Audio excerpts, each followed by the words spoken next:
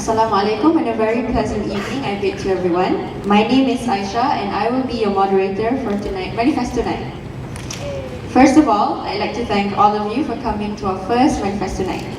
The flow of the event tonight is, first up we have Academic Exco, followed by Food Exco, Treasurer, and last but never the least, Vice President Female.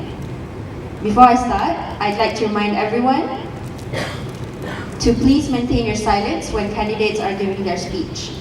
Now let me invite the Academic Excos up on stage.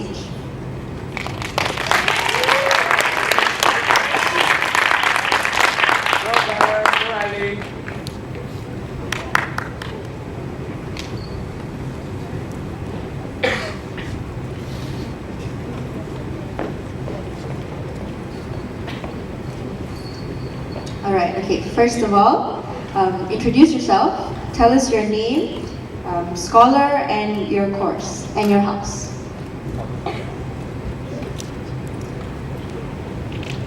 Hello everyone, I'm Darren Linsuyang from Sapphire. I'm a GPA scholar and I plan to do physics for my degree.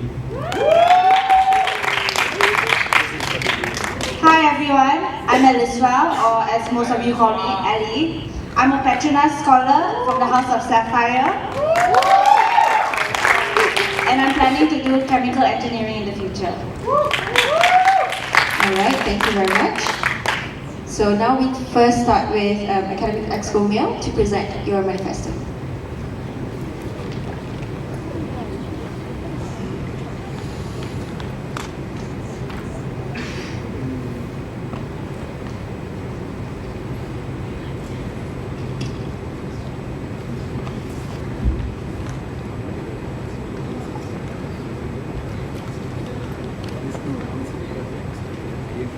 Good evening, ladies and gentlemen.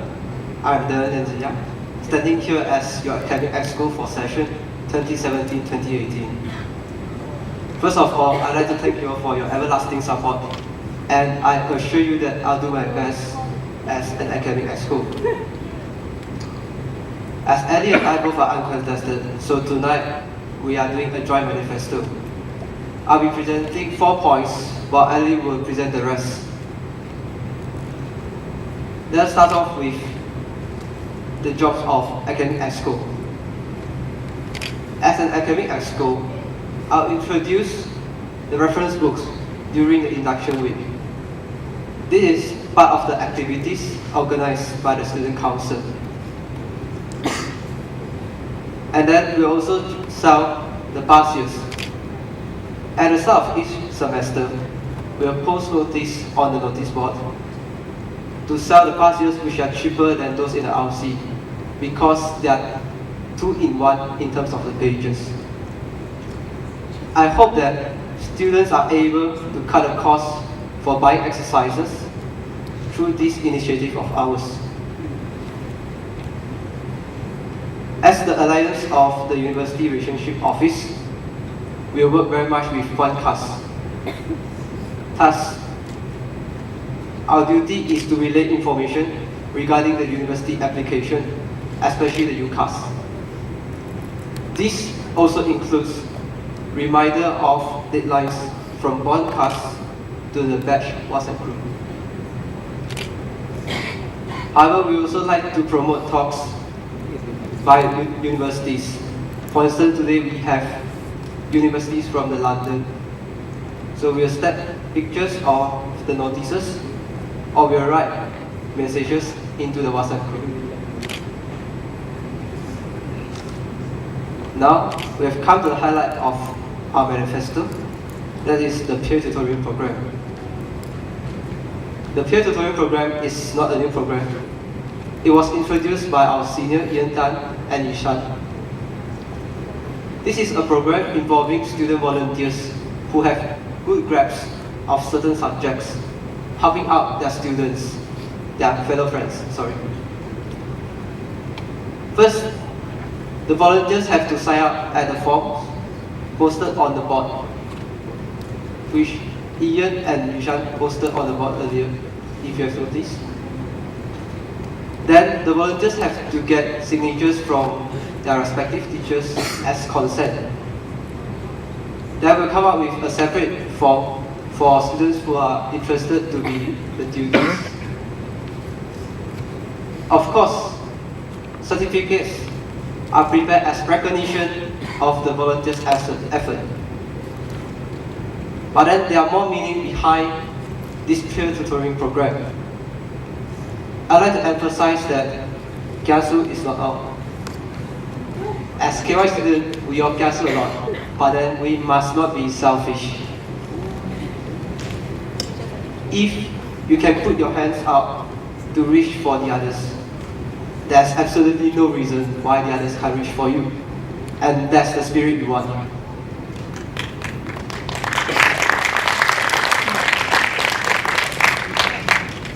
Volunteers can treat this as a revision while polishing their communication skills in presenting even simple knowledge to complex ideas to their friends. Now I should quote Albert Einstein. If you can't explain it simply, you don't understand it well enough. So if you want to reach for the A stars, then take it as a challenge. Hence, I strongly encourage all my friends to join this peer tutoring program, whether as a tutor or as a tutee, because at the end of the day, we will all benefit from this program. This program is our initiative to create a more supportive learning environment. As the saying goes, sharing is caring. The KY community must not be selfish, but we must work together to reach for the stars. And I do mean literally the A stars. Together, we can make KY great, greater and beyond. So, I, as the academic exco, would like to end my speech with a proverb. If you have the knowledge, let the others light their candle in it. With that, I thank you.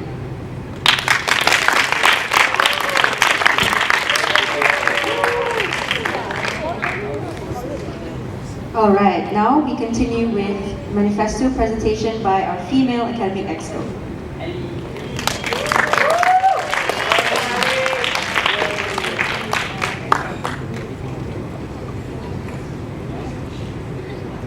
A very good evening to everyone present here today. First of all, I would like to thank all of you who came here to show us support. It means a lot to us.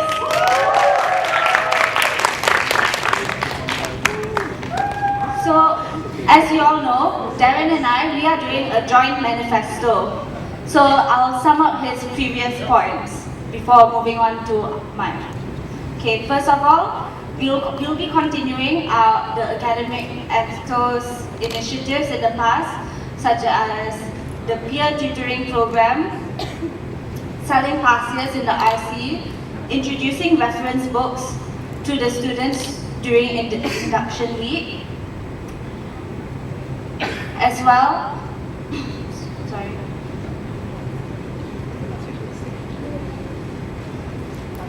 Okay, so as we all know, I believe the academic exco, the reason that our role is created here is mainly to provide a conducive study environment for the students and basically create this supporting environment. It's our responsibility to create initiatives for your satisfaction. So, one of the things we will be doing is opening the new block and the lounge during weekends at night during the exam semester. This has been an initiative that's been continued from years before. But as all of you know, most of us who have been staying here the weekend, we purposely stay here, going there to study. We purposely stay back just to study, to find out that the NB has been closed. And the RC has such short closing hours, so most of the time we end up stuck in our villa.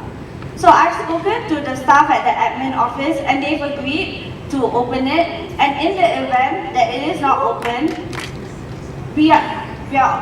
as students, you can approach the guard or call Encik Hamdan, and I'm sorry I forgot to write down the name, but I'll send it in the group later, so that for your rights to access the classroom for your studying purposes. Now secondly, another complaint that we've been hearing is that there is lack of resources.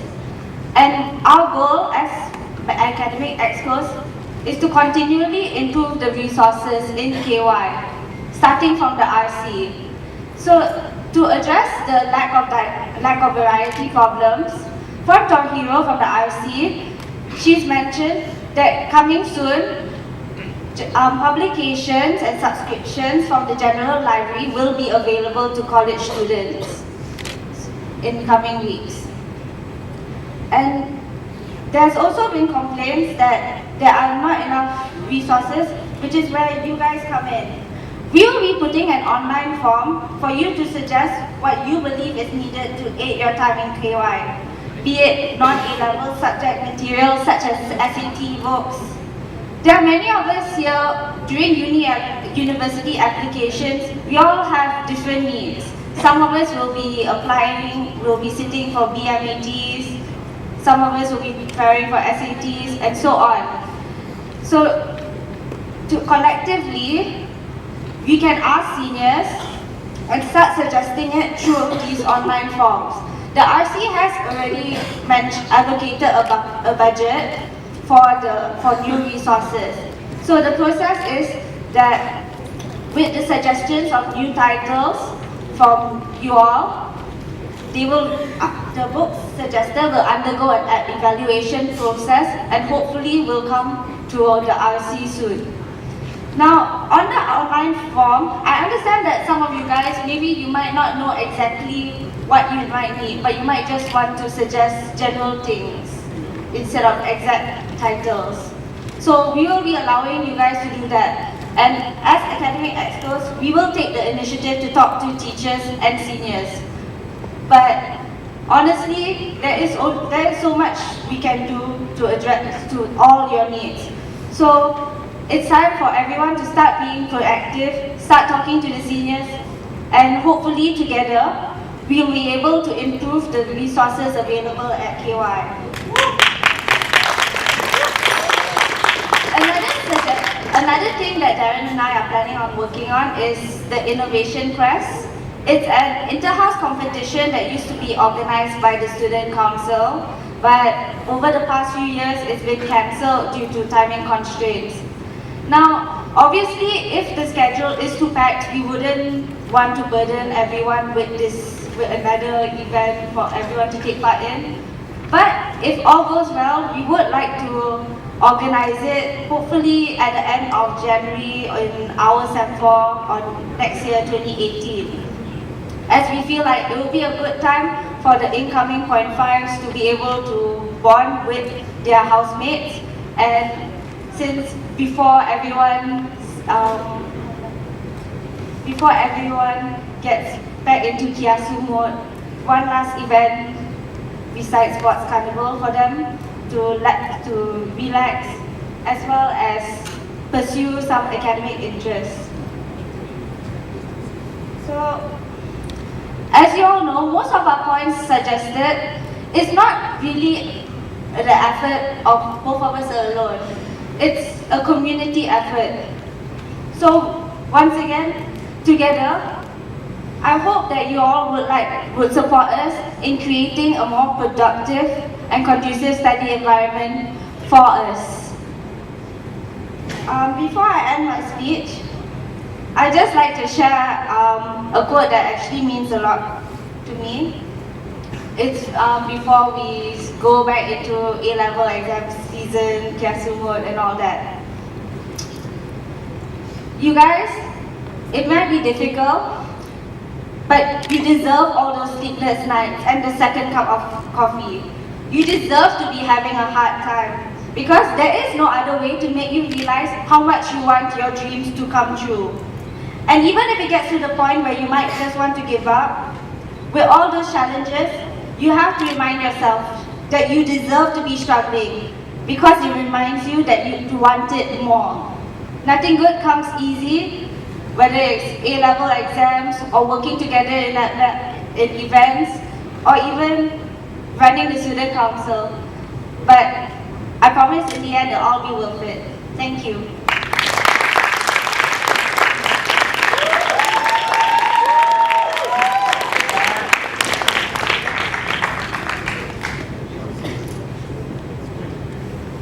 Alright, thank you Darren and Ali. Now we move on to Q&A sessions. So, does the floor have any questions for that? Just a reminder, for Q&A session, no personal attacks are allowed. And for those who wants to ask any question, only one person can ask one question at a time. Hello.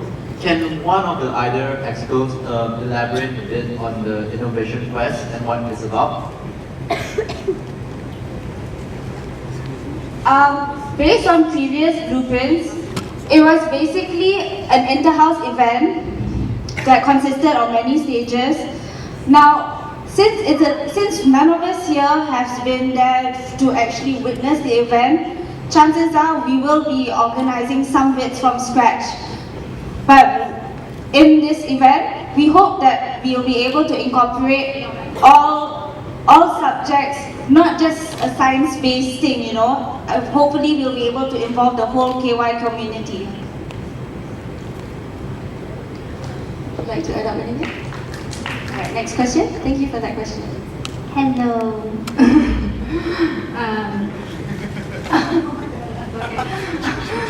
Okay. Why do you want to run for this post instead of others?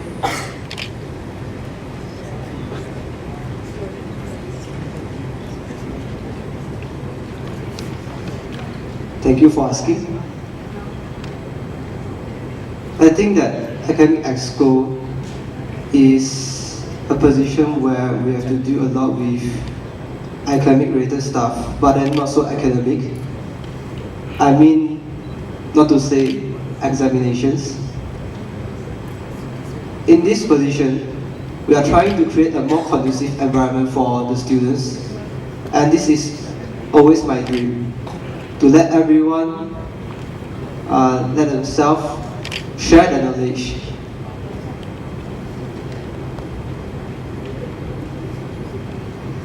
Personally, before running for SC, I thought about it a long time, and I finally settled on academic exco, whether between joining SC or just being a normal student. I settled on it mainly because I feel like this is the post that resonates most with me. It's more in line with my interests, and I feel like I will be able to put my most effort into this post rather than any others. Thank you. Alright, next question. Hello guys. So this might be in a way a form of complaint in a way, but then it's also a question. As we all know, the RC is one of the main places where we study together. But then we also realize some studies, some discussions need to be a bit noisy. But this has caused the RC to be a bit too noisy in some cases. So can you guys tell me, do you have any ideas on how to improve this situation? Because some of us are having some troubles studying the RC, and some are even avoiding the RC because it's a bit noisy.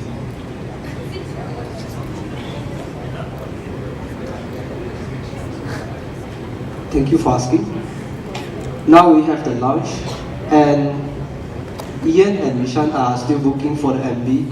So currently, these group discussion people, they have to cooperate with the rest. RC is a place meant to be total silence. So we need cooperation from all the students. We cannot control them like teaching the primary school kids.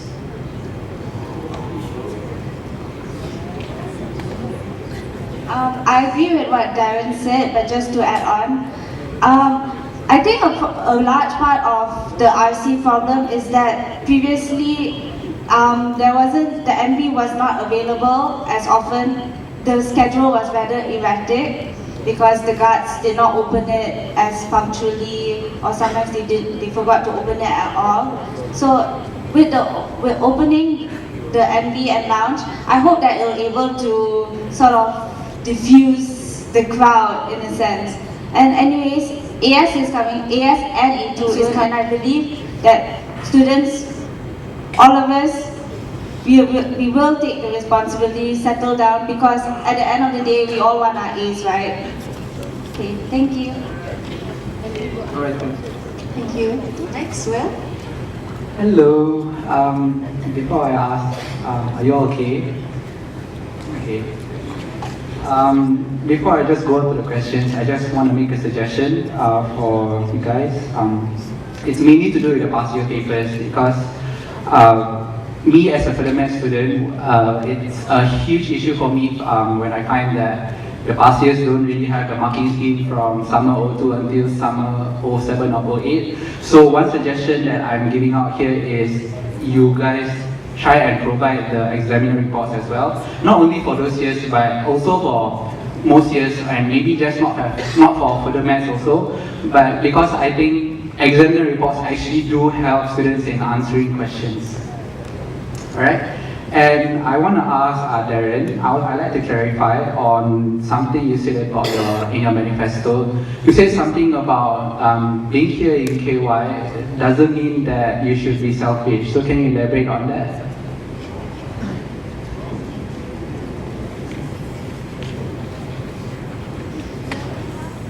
Well, I do not have any specific targets, group of people. This is just in general sense that when people are achieving good grades, they think that confining themselves without helping out the others is a good way, because they think that they can let others some sort of lose out in a way and they win in the other way. So, but then I think that when you share your knowledge, of course, you are doing a revision on your own first, and then you are also be able to present the ideas to people. So isn't it a win-win situation? So that's my idea. Thank you, Darren. And lastly, I have a general question for both of you. See, being in the student council, you really have to interact a lot with people to know what they exactly want. So my question is fairly simple. I just want to know what you think about the people here in KY. Thank you.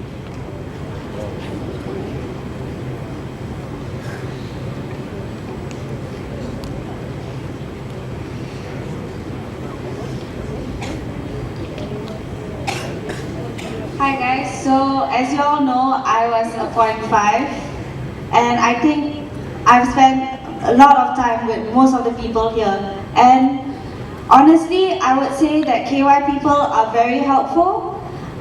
It's to the point where you could go up to someone you've never even really spoken to them before other than hi or just maybe mutual acquaintances, and ask them a physics question in the RC. Yes, this has happened to me before. So honestly, I'm really grateful to that, and I would take that.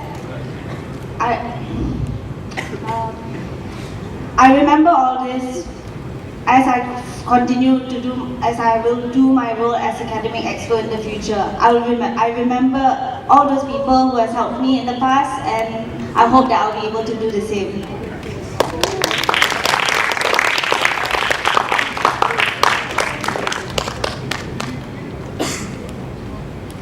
Hello guys, this is my second semester. So from what I know is that everyone here mostly are great, but then there are minorities that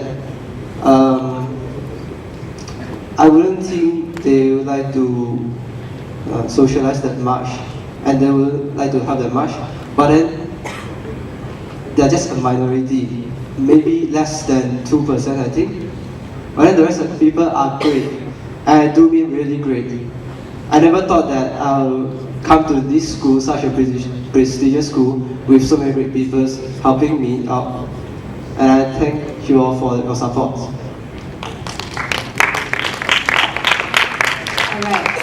from our own very person. Hi guys. Thank you very much for your manifestos. They were really good, honestly.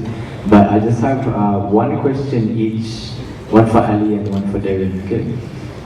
This one is for Ali. I'll just say both questions first. You mentioned that you want to open the lounge on weekends, but it's been mentioned in the minutes that the SMT don't want that happening. So I just want to ask your opinion, as in, do you think you could still push for that? And what would you do to do so? Maybe you want to write a petition or something? And for Darren, I really like your idea of improving the availability of resources for the RC. But one reason why the resources aren't at the level they should be is because students are not returning books. There's a long list of students who are not returning a lot of books. And would you do something about that? And if so, what? And how do you think it would help? Are those clear? Darren and Ali? Yeah, okay. Whenever you're ready. Thank you. I apologize for the error in my part. In this, I forgot to, I wasn't clear in my manifesto, but basically so far we have pushed for NB to be open on the weekends. The lounge, so far, when I've talked to the admin, they haven't really decided a official closing hours. So right now, it's been open on the weekends, like sometimes it'll be open on some weekends and opening and close on other weekends. So for now, when I talked to them, they personally did not close off the idea completely. And what I do understand if they decide to disagree, but basically, I believe it's important that at least either the new block or the lounge, any public study discussion area will be open in the weekend. Okay. Does that answer your question? Yeah. Okay. Very well. Thank you.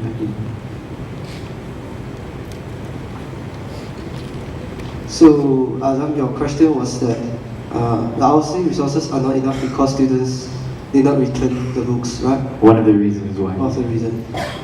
Okay, if that is the case, then I would suggest that the account be frozen. Okay. So that they cannot borrow any books in the future. Okay. And I mean permanently if they do not return it. Okay.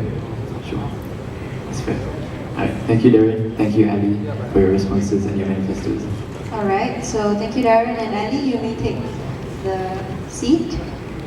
Alright. Oh, there's one more. Sorry, there's one more. Hello guys, sorry. Make it quick, okay? Okay, I'll just make it quick. I already heard from a lot of my deployed juniors that is complaining about the teachers that really cannot teach them very well. It's like they cannot meet the students' expectations. So what will you do to help your fellow batchmates to solve that problem? Like their teachers, when the teacher teach, they couldn't understand anything. Yeah, that happens in your batch, right?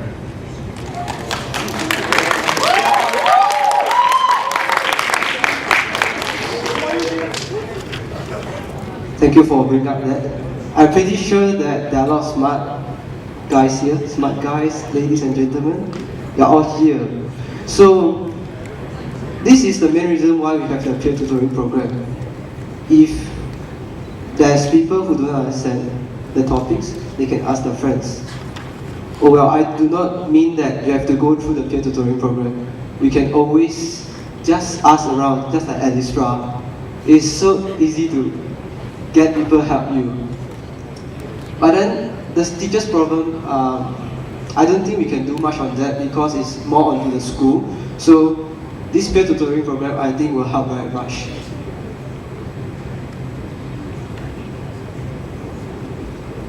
Basically what Darren said, but if this problem is brought up within our batch, I believe that smart people, all the smart people in our batch, if it is known, I'm sure we will all work together, somehow compile resources, share past years, and basically that is what the KY community is for, sharing knowledge.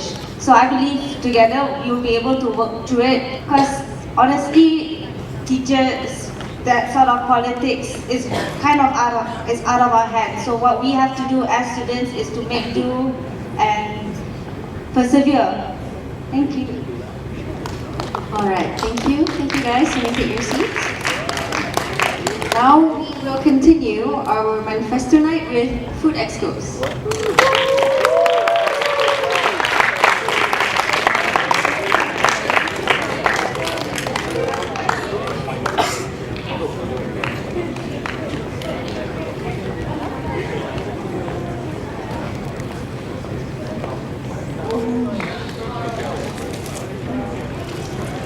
Okay, so first of all, let's break some ice.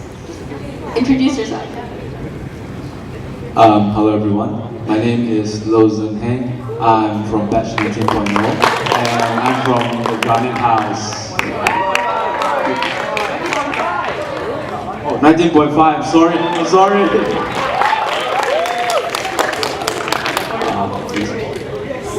Have you eaten today? Your food expert. Yeah, I've eaten, yeah. How about you? Hi, I'm Alisa Sophia. I'm from batch 19.5 and I'm in Diamond.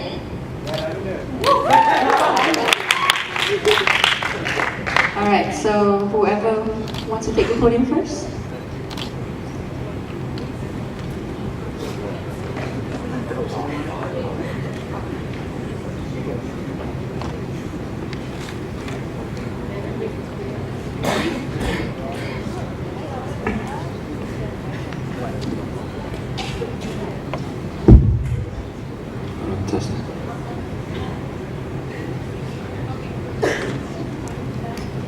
Good evening a bit to everyone in the Great Hall. And first of all, I would like to thank you all for allowing me to speak here tonight. Now, before I came to KY, I've heard rumors about saying the food in KY isn't really that great, and it seems that that really is the case after hearing from seniors in batch 18.0, 18.5s, and 19.0s. But however, personally, when I first came to KY and I had my first meal here, I think the food here is really great. And it's really very compared to other places that I've been to, and yeah. So as for the exco, I'm basically the messenger, the bridge between students of KY and the people in the dining hall. Although I'm not in any position to make major changes to the dining hall or the menu, however, I will be the students' voice in proposing ideas and suggestions in order to improve the quality of the food and the standards in the dining hall. But my usual task will be receiving complaints and forwarding complaints to the respective authorities. The usual complaints received are usually regarding hygiene, food quality, food variety, cats, and etc.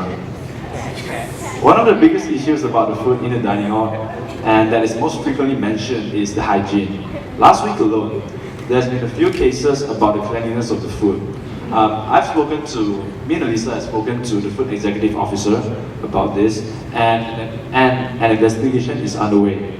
He also suggested that next time, should students find any issues with the food or stuff inside it, students should keep the food sample, as in don't hand it out to DH staff immediately. Take a picture, video, anything, but keep the real food sample with you. So we have proof of this and we can show it to the food executive officer. And this can help in the investigation process. In the event that I'm elected as food exco, I'll also be putting up a suggestion box in front of the dining hall so that whenever students have suggestions or complaints about the food, they can always put their comments inside the box, and the box will be reviewed by me, Elisa, together with Mr. Anwar, the food executive, so that we can make improvements to the food in the DH. Besides that, another frequent complaint from students is the quality of the food. Students complain that there isn't enough variety of food. Sometimes portions of the meat is too small, there isn't enough vegetables for everyone. Now, for your information, the food budget is at 9 ringgit per day, and which is really low compared to all the usual expenses pre-KY. Now, the food executive has to carefully plan out the budget for each day and every single meal so that every student in KY will have sufficient food for their meals. However, there is going to be an addition to the menu in the dining hall. There will be soups provided besides your everyday meals in the dining hall, and this is scheduled to take effect after the mid-semester break. I'll also be working together with future essays to improve the dining hall experience for students in the improve the dining hall experience. For example, Xuan, he has taken the liberty to discuss with me and Elisa about some improvements in order to improve the quality of the food in the DH. Nevertheless, Students have said that quality of the food in the dining hall has improved over the years, and I would like to continue the effort in making the quality of the food and the dining hall better and a more enjoyable experience for the students. Thank you.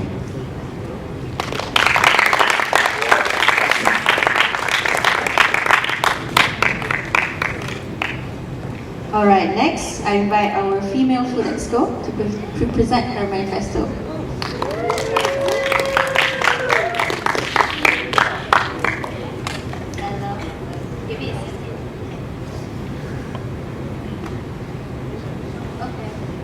A very good morning to everyone here. I'm Anissa, Sophia. You can call me Anissa. I'm currently running for the post of Female Food Exco. I like food, doesn't everyone? Yeah! Okay, so food is needed to give us the energy to attend classes every day, to doing sports in the evening, and having study groups at night. A food exco's job is being the voice of the students to relay whatever issue and complaint to the management. As your new food exco, my new suggestion would be to make some changes to the menu. Having chicken every day could be a bore, can't it? So I've spoken to the new food executive officer, Mr. Anwar, and he is drafting the next menu as I speak. Hopefully, there will be a wider, I'd like to have various types of vegetables and a wider variety of vegetarian food. More noodles too, not just rice. Many students have complained how the food is too oily to their liking. So I've discussed this with Mr. Anwar on this matter, that the amount of oil used to cook our food will be reduced. It's a healthy option. Next is on the budget increase. As to what my partner Lo said, it's 9 ringgit per day per head. So I have talked to the bursar on this matter and would like to increase the budget so that everyone here will enjoy a better quality of food. The increase in the food budget has to be approved by the Minister of Higher Education. So let's hope that happens. Furthermore, I have noticed that the water dispensers in DH isn't functioning properly. There are two, and the left one isn't working at all, while the right one has pressure problems. I will propose to the bursar to get new ones so that students will have an easier access to water. Finally, there will be a coffee machine sponsored by Nestle. At first, that coffee machine will be placed in the cafe and most probably later in the lounge. I am very much aware that I am uncontested, but I'm also very much determined to do a good job and contribute my part to the SC. Before I end my manifesto, I would like to recite a few words from the wise George Bernard Shaw. There is no love more sincere than the love of food. Thank you.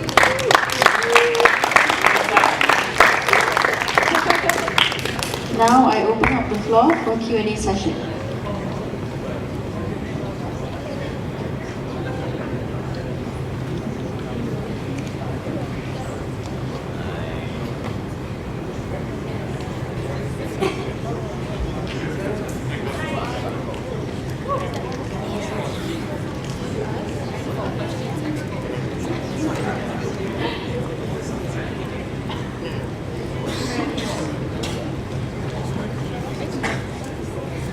I was just suggesting, because I stay here over the weekends, can you provide milk? Because the only thing we have in the weekends is literally Milo and Nescafe, and it would be nice if we could have some milk on the weekend, and maybe some cereal as well on the weekends. Regarding your question, because I myself am a PBSM member, so I'm not too sure about the breakfast during the weekends, but I will suggest to Food Executive Officer providing cereals and milk on the weekends. Alright. So does that answer the question? Yeah, thank you. Next.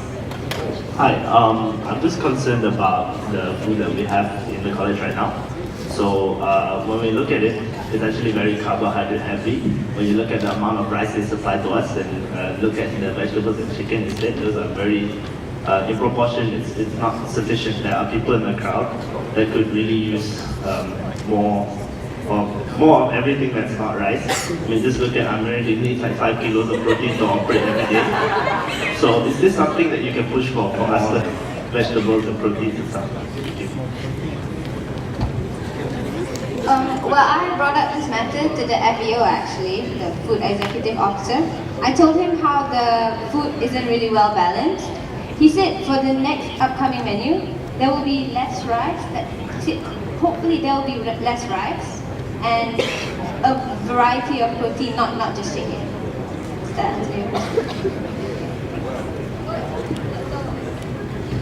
I would just like to add something, which is, as you all know, as I mentioned, me and Lisa mentioned just now, the food budget is actually on a really, really tight budget.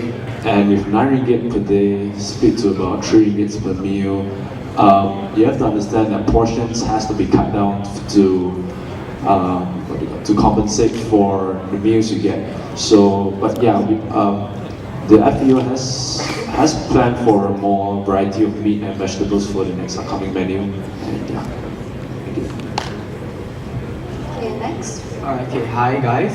Okay, first, I would like to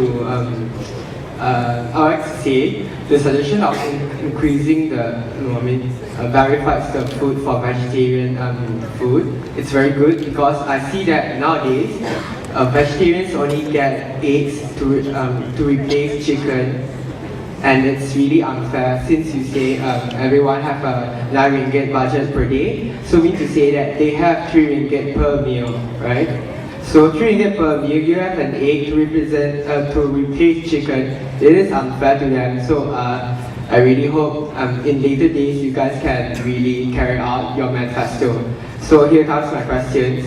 Regarding the coffee machine, can you guys explain more on how it is going to be operate? For example, is the coffee going to be provided free to the students?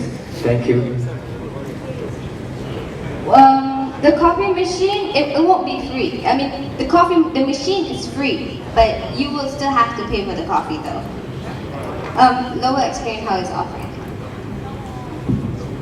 So the barista has, well, because Nestle has sponsored a coffee machine, but I think it's still deciding on whether it's a manual machine where you bring your coffee and you go make yourself a cup of coffee, or it's like those latte machines where you can put it's a coin operated machine where you put coins in and make yourself coffee. So it's either one of those two, but I can't confirm which one yet. So yeah. And regarding the placement of the coffee, the coffee machine, it's a button press machine. Alright. And regarding the placement of the coffee machine, it will first be placed in the cafe so that the staff get used to the operation of the coffee machine before moving into the lounge so that for students to use. Right. Okay, next. Hello. Before I begin, some comments about your manifesto. I like how you guys were very transparent on some of the aspects, so good on that. I have a comment about Lowe's manifesto. You said something about suggestion boxes, right? In my opinion, okay, this is just a clarification, I'll make it short.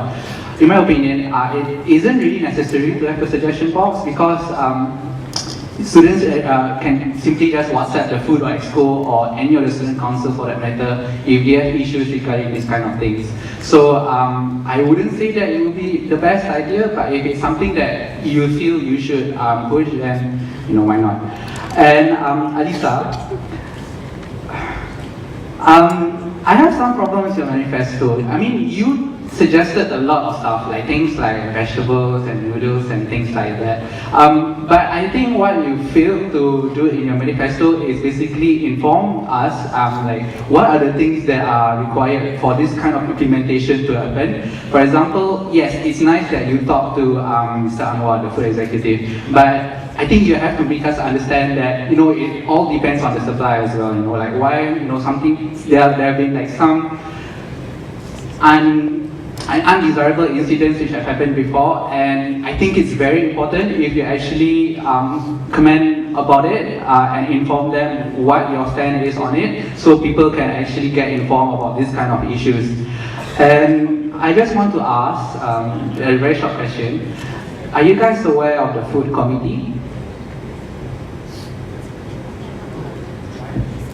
Aware as in terms of... That it exists? Yes. Yeah, I know a food committee exists, and food exco's are to have meetings with them at least once a month, if I'm not mistaken. Yeah, and the problem is that not many students know about it, especially the juniors, because they actually do have some say in, let's say the menu changes and things like that. So it's actually best that you inform the juniors, because, like I said, they don't actually know about this kind of things, and let's say if students have suggestions, it's actually one way they can, suggest for menu choices since you have said so. And okay, lastly, last option in my questions. I think you failed to address one problem which I have a big issue on, which every time we enter the DH, and it is basically the long queues at the DH. So what is your stand on that?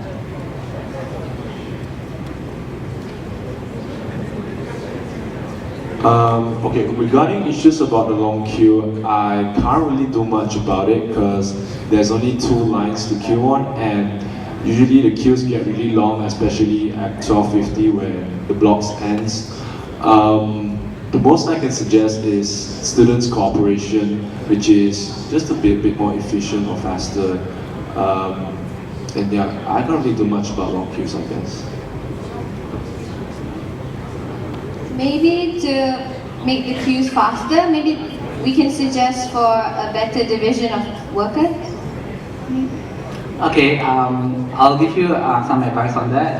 Personally, if you look at the root of problem, it's basically students don't know that there are two trays for rice, and let's say if one student takes a long time to take from one tray of rice, and then another issue is basically the path gets blocked, because the second tray, if you see, I'm being very technical here, please bear with me, the issue is that, it really gets blocked, and then the second tray of rice wouldn't actually, people don't actually have access to it, and when this happens, you waste a lot of time. So maybe there's something you can do about that, like maybe you can move the trays or things like that, alright? Alright, thank you. Thank you. Okay, next. Hello guys, hello Elisa, you guys doing alright? Thank you for your manifestos, okay. Joanne's bugging me to go faster. Elisa, I wanted to ask you, because you mentioned that you wanted to bring about new things to the menu, like vegetables and noodles and things along the lines. So my first question to Elisa is, how do you know that that is what the students want? As in, have you carried out a survey or anything like that? And, as in, how do you know that that is going to be a popular choice? You can answer that first if you would like. Alright, so yes, I have conducted a survey. Actually, me and Lo have conducted a survey. So then we analyzed the results. Okay. So a lot of them said that the variety of the vegetables was not enough, and that the vegetarians didn't have a variety either. So they were upset about it. Okay, sure. Alright. That's how I know. Okay, that's great, really. But just as a note, if you guys are going to implement any changes, make sure that this is what the students want, okay? So make sure you guys research beforehand. And about the coffee machines and the new Nestle machines, relates closely to Ang's question. Stuff like that has been mentioned in the minutes, so I'm not sure if you guys are updated about it. But as in, thank you for informing the students anyway, but make sure you guys are updated, okay? This goes for the new SC as well, make sure everyone is aware of the new developments taking place. I'm not going to take any longer because Joanne is behind me, but thank you very much. Hi. Okay. So I'd first like to say that I'd just like to make it known that the budget for food is 2 ringgit, 3 ringgit and 4 ringgit. So it goes progressively higher, it's not average 3 ringgit. Okay. And I have a question for the both of you. As you guys know, world famine is a very serious problem, okay? And what do you propose to do about the ridiculous amount of food that goes to waste in a dish every day, every meal?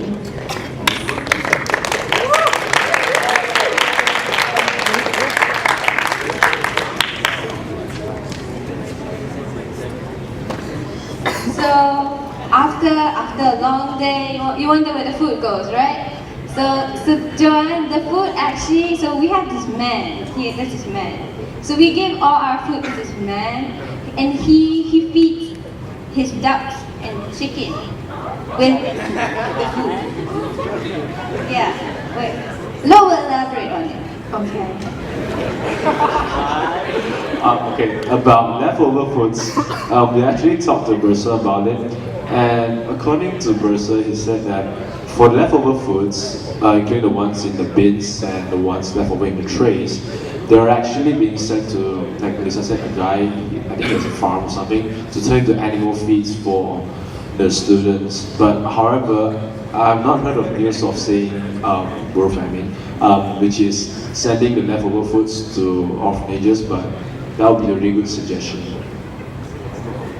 Maybe what you guys could do is try to improve the menu, and on days that you are pretty sure people will not come for food, maybe try to gauge an estimate of how many people will come, and then save that food and send it to a tough feast. This is a common practice actually in KY. So yeah, they actually send the food to a tough feast, but they adhere to a very strict diet. So if you guys could speak to the person about it, that'd be great. Thank you. We're running low on time, so we should take, okay, everyone? Alright, okay, go. I would like to ask questions for both of you, even though Anito mentioned about the food hygiene. Okay, as we know that for the past few weeks, we hear about incidents about food hygiene. You found worms in foods and everything. So can you guys explain more about how do you guys want to ensure that the food served is clean and hygienic? That's all. Okay, about ensuring food is clean and hygiene, I will suggest to Mr. Anwar and maybe Mr. Anwar about maybe a more strict procedure for checking regular checkups about the hygiene and cleanliness of the food. And just last week also, we also had the what do you call Majlis Perbandaran. They actually came in and they also came in for an inspection, and yeah, I would suggest Mr. Anwar to do regular inspections and checkups regularly. Thank you. Alright, next question. Hey guys, when I first saw your names in the first nomination list, right, either one or both of you had your names running for different posts. I want to ask, what are your motives actually? Is it because no one was running for these posts? And why do you want to run for them actually? Okay.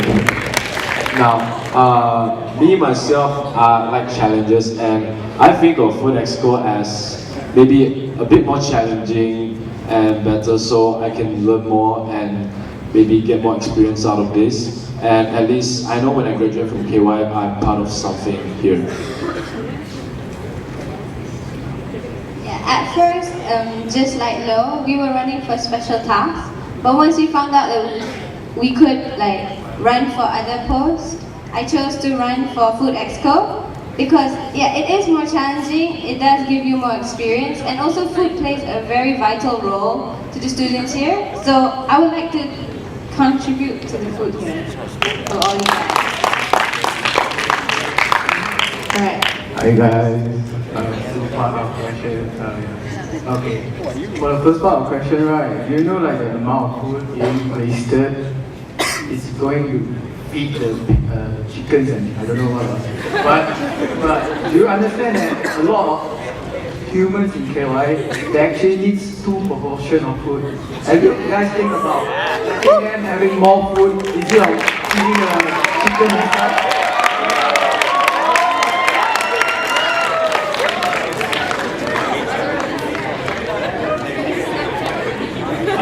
Alright, now, so you said that some people do need second portions, and well, ironically, some people do go for second portions, although school didn't sanction this.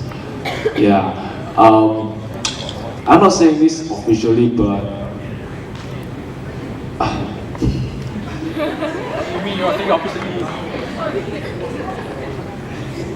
alright, but I don't know, but I'm pretty sure that not just people in my batch, but maybe people in previous batches, they would go for second helpings after they had their meals. Because, yeah, like you said, not everybody, not everyone is full with only 1 portion of meals. Yeah, you know that actually if you go for a second portion, you get shouted by the makcik. Hey, you know? Yeah, you do, and sometimes you don't. So have you discussed, okay, just to follow up, have you discussed with the food committee or food executive about this issue? We haven't met the food committee yet, but we have discussed with Bursa about this, and well, Bursa did said that students aren't allowed to have second servings, but I'm pretty sure most students, yes, or not most, but some do still go for second servings. Maybe if you make a sad face, they'll give you second helping. I always make a sad face to the makcik. She gives me second helping. Just for one last question, seriously one last one. Okay, what do you guys have confirmed with the Bursa that you guys can actually carry out for as your manifesto? Like really confirmed thing, but not just empty promises? Like got the actual confirmation from the Bursa, but not just maybe, alright? Thank you. Alright, so from my manifesto is the addition of soups after mid-semester break. And yeah, that is my manifesto. From my manifesto, what's confirmed is the variety. That one, it is confirmed that we're trying very hard to reduce the rice. And the water cooler, that is also, I think so. I think the water cooler will be changed, yeah. Hopefully. Oh yeah, and the coffee machine. That's confirmed too. Thank you. Okay, very quick one. Okay, hi there everyone. So my question is simple and straightforward. I'm not going to complain about the food, but I am kind of concerned about the timing. Now, I'm sort of a morning person, and I see that on weekends, the dining hall opens kind of late. And me being, early in the morning, I'm kind of hungry. Okay? I know this is not a lot of people in KY, but there are a lot of us. It's a minority, but there are a lot of us who are morning people. So I would like to ask, what would you do about it and how?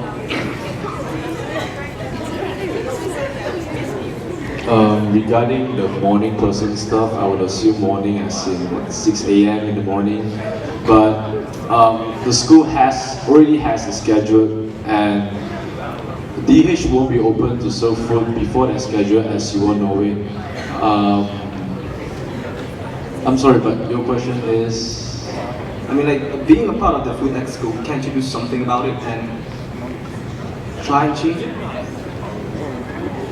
Because you are, in a way, representing us.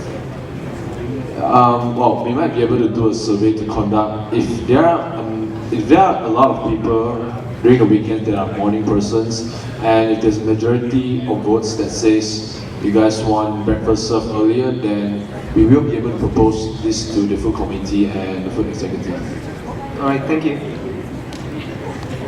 Alright, that's all. This is my question. I just want to make this clear to everyone. You're allowed one question for each person. So I can come here, I say I have a question for Alisa, I have a question for Lo. That's 2 questions. And then on top of that, I can give one general question to both of them. Okay? But that is the standard setup, okay? You shouldn't come up here and give continuous questions, okay? Because not for anything, as in questions are good, but it's because it drags on the manifesto night and we don't want to end it late, okay? So just choose your questions wisely, which ones you want to ask. Is that okay? Everyone understand? Yeah. Okay, fantastic. Thank you guys. Alright, thank you so much, Food Expo. Take your seats.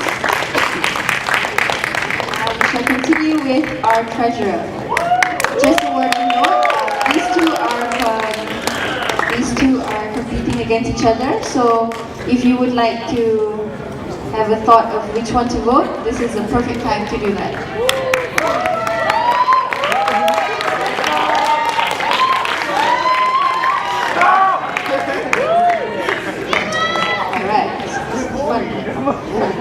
Okay, now introduce yourself. So my name is Saiful, otherwise known as Chepoy. I'm a Petronas scholar doing mechanical engineering. Hi everyone, my name is Wah Ching-Gun. I'm sponsored by JPA and my course is finance. I am from the House of Glory, Sophia. Alright, so which one would you, Ching-Wen?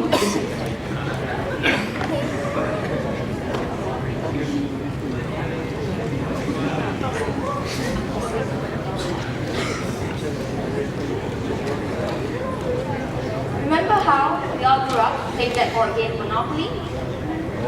I'm sure many of you do, especially when you go bankrupt at one point and you get all frustrated and your siblings just laughing at you. Well, that was rarely the case for me, since, well, not the first to go bankrupt at least, because for most of the time, I volunteered to be the banker, and I observed other players. They just splurge their money on whatever pretty ideas they have. Good evening, I bid to members of the hall. My name is Wah Ching-Wen. I am running for the post of treasurer. I thank you all for having me considered for this post. I'm looking forward to the possibility of serving you. Before coming to KY, I was the class treasurer for 3 consecutive years. So you can be sure that I have at least some experience in handling funds. Here in KY, many of you probably know me for having actively participating in events since last semester. For example, Cultural Performance Night, Mooncake Festival, Diwali, and up until the recent Chinese New Year dinner. Though I spent most of my time in this event as part of the decoration team, it exposed me to how the budgeting for events is carried out, focusing mainly on expenditures on the decorations. In addition to that, I participated in the Bangsawan fundraising, and I initiated all sorts of fundraise ideas together with my team, and this shows that I have motivation, innovative ideas, and the initiative to generate funds. In late November 2016, I was elected treasurer for this Chinese New Year dinner. Through this experience, I was able to monitor the budget for every section that made up the event. I also reimbursed claims from students on their expenses efficiently while keeping a well-managed record on the cash flow. Rice crackers! Does that sound familiar to you? Yes! I want to take this opportunity to thank every one of you who bought rice crackers and showed unconditional support for me and my team during the fundraise. So, why am I running for this post? The reason why I am running for the treasurer is because I strongly believe that I could contribute to the college with my efficient communication skills and at the same time put my accounting knowledge and skill to practice. My course is finance, and I literally deal with accounts and financial statements on a daily basis. While I believe, that this is an advantage. Through our experience, including the recent Chinese New Year dinner, I am confident that I will be able to take on this post as to manage the official budgets for college events in the most efficient and systemized way. As the treasurer, together with members of the student council, we shall become the bridge between the students and the senior management team in relaying information, as well as clearing the doubts of students and uncertainties with the knowledge that we have. We will make sure that we represent you in making decisions for the college and that your opinions and concerns will be heard. Thanks to the kind and generous enlightenment from our current SC Treasurer, Joanne, I understand that the responsibilities of the Treasurer include drafting the budget for college events, reimbursing monetary claims from students after the event, making sure that the ATM is working at all times, representing the students in voicing our opinions during the weekly meetings with the SMT. That said, if I were elected treasurer, I will make sure that the ATM is always working to serve the financial needs of our students. This is what I will do if it breaks down. You can always contact me to report on the problem. The next thing I'll do is to contact the guardhouse if they are not already informed. Then the bank personnel will be informed immediately to check on the ATM, and the service will be up as usual within a few days. As the guardhouse has confirmed, the ATM has been working much better this semester. If you choose not to use the ATM for your financial storage purposes, you can always opt to keep your money in the accounts department. According to the accounts department Puan Haslinda, this service, though has already been in effect for quite some time, is not widely known to the students.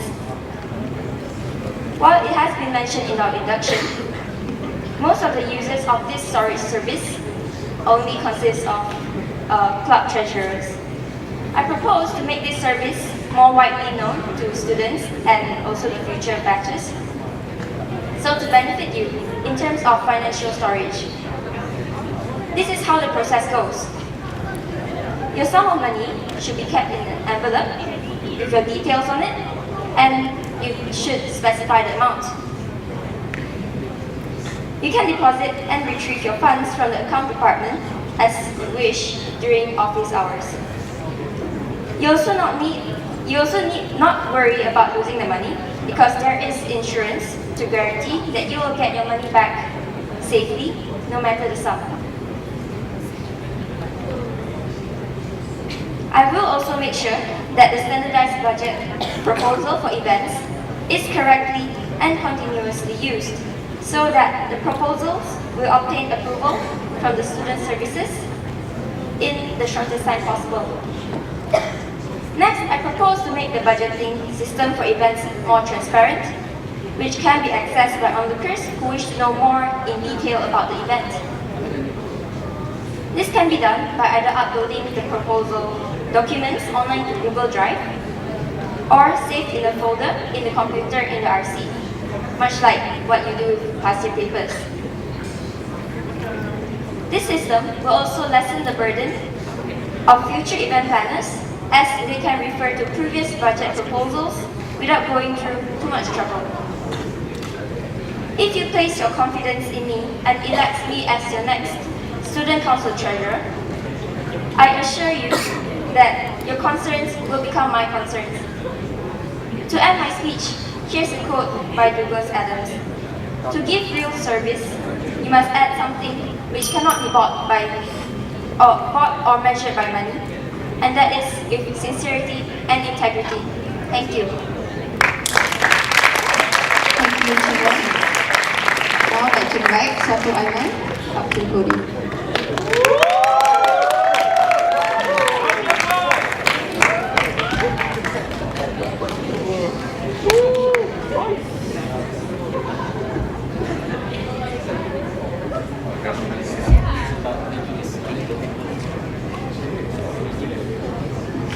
Okay, Assalamualaikum warahmatullahi wabarakatuh, and good evening to everyone. Okay, I'd like to thank everyone for coming here tonight and for supporting us during our manifestos. To start off my manifesto today, I'll start by addressing this Thursday. This Thursday will be the voting day. You guys will be in a dilemma. You guys won't know who to vote. Me? Option. You guys will be like, oh my god, who should I vote? So today, I'll prove to you guys why I am the best. I will make sure you understand why I am better fit to be the treasurer for your batch.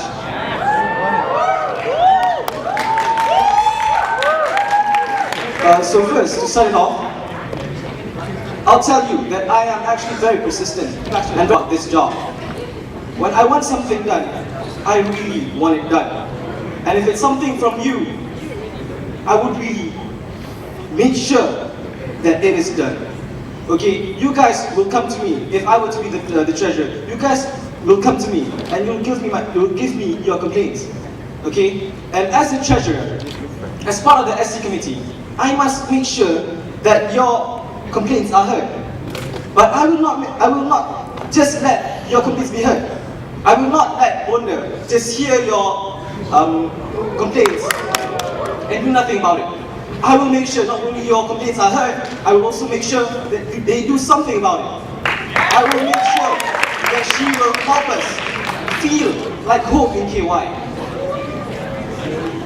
Now, you guys might not know me that well, but my schoolmates, my previous schoolmates, Nazim and Raul, I'm pretty sure you know them, they'll tell you how persistent I am in my previous school. I've done a lot of changes in my previous school, and a lot of them. I will let you know that if I were to be elected the treasurer, I will make sure, and I will make sure that everything that you want, everything that I see that is important to us as a student, I will make sure I'll bring it forward to Puan Khadija, and I'll make sure that she does something about it. Now, moving on to the second part. Thank you to Chingwen for explaining to you all about the job of the treasurer. One of the characteristic of the treasurer is they need to be good at managing money. And I'll let you know, I am good at managing money. I mean, like, it's not like I have an online shop, right? I'll let you know, I've actually been selling stuff. I've been earning money since I was standard 1. I've been selling stuff, I've been helping myself, and a bit helping my family in a way. I've actually earned a lot of money in a way, around 3,000 that's not much actually if you see it in the timeline. But I've done a lot. Okay, and I've had experience being a treasurer. Previously, in the Diamond House, last year, the Diamond House wanted someone to help collect money for the house, for the events, and I was chosen. And I'll let you know that I actually did quite good. And Shafiq, the treasurer of the Diamond House, he was really impressed with what I was capable of. Okay, I'm able to manage 100 ringgits, or even thousands. I will not lose that money. I'm very particular about money, okay? As you all know, I'm a guy, and you guys know how guys are really linked to games, right? Any of you play Dota or PES or something? Yeah, I see you in the back, yeah. So me, I treat money like a game. And like all guys, I don't like to lose.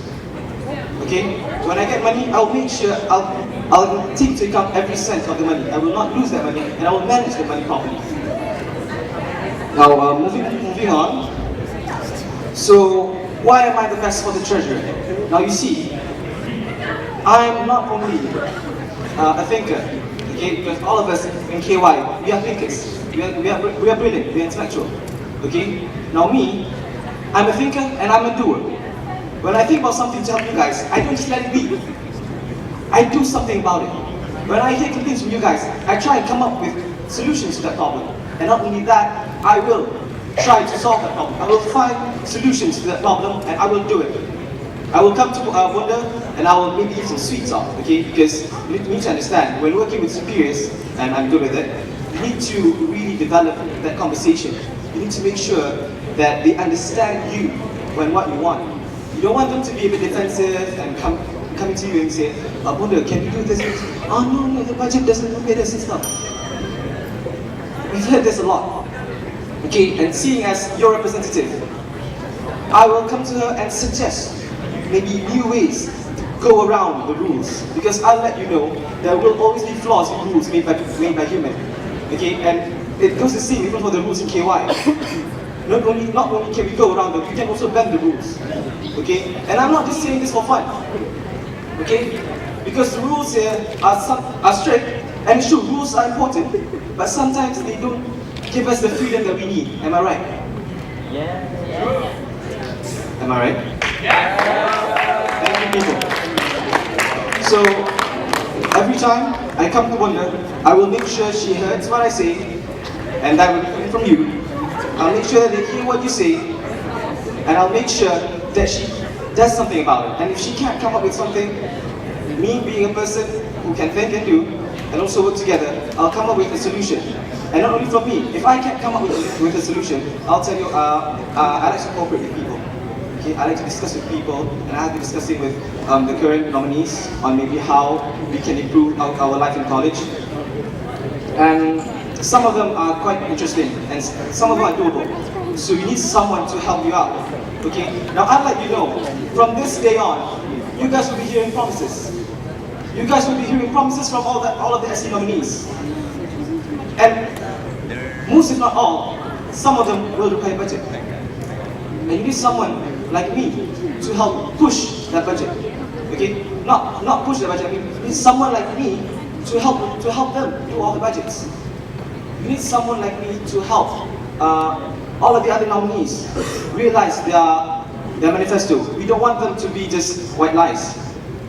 We don't want them to just go away like that. Okay? We want these promises to be fulfilled, and I will help them do that.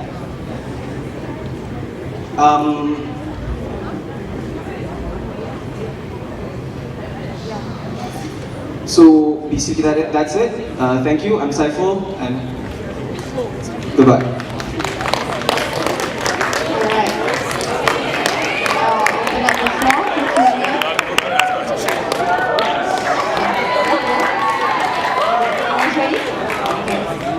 Alright, we'll shoot away. Many problems with tonight's manifesto, I must say, but okay, good job on that. But before I go on to the obvious mistakes, Qingwen, I think your manifesto was really good, but I felt that you had to show more on the non-financial side of the student council, because contrary to what everyone knows, the treasurer's job is actually more than just managing finances. There are other things they can actually do. But yeah, I don't really have problems with yours, Chapoy. I'm not going to ask you any specific question, I'm just going to comment on your manifesto as an SE member myself, right? First of all, you should never ever cross the job of your higher-ups. You are not here as the treasurer to address complaints of people. That is the higher-ups job. You are here to basically, yes, manage finances, and like I said just now, there are other things out there that you are supposed to do. Okay? And when we talk about you being persistent, and you said that you wanted to convince Bonda to do things, which the students wanted. Well, the thing about all these kind of problems, right, let me tell you this. There is always a reason why Bonda doesn't want things to happen. And yes, I agree that we have had our differences, but I assure you, you are not supposed to force her, because in the end, she is our superior. She has the power over all these things. And what are we here supposed to do? We are just here to relay the information and try to convince her. And that is, like I said, that's not your job. That's why we have the president, the male VP, the female VP to do that. They are in charge of your rights. You, primarily, you are not really in charge of that sort of stuff. You are here to make sure that the SE functions normally. Which comes to my next point. When we talk about the SE, it's not just about rights and just convincing and taking complaints, You have to make sure that the SE runs smoothly. When you are not efficient, when you're not effective enough, and when you don't actually make sure that your SE doesn't do your job, that's where the things will start to get really shaky. And that's one of the issues that we ourselves have problems with.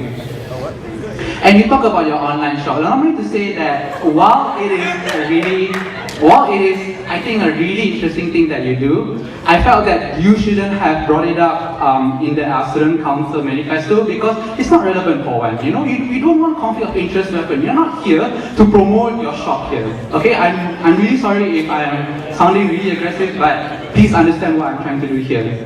And you don't really have to say, I think, whether you lose money or not. I think it's a given that as a treasurer, you're not supposed to do that kind of thing, like lose money, you have to claim it. I mean, that's a given, you know? And one thing that really ticked me off about your manifesto when you said that you treat money as a game. So I think that you shouldn't have said that. Perhaps with much better wording, you could have improved on that. And the final thing which I think it wouldn't get across, not just the staff but even the students, is you bending the rules.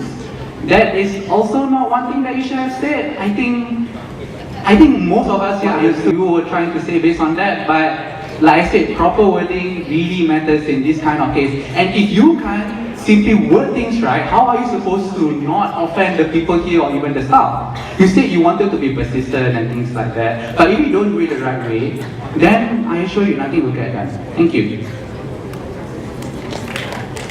Thank you, Will.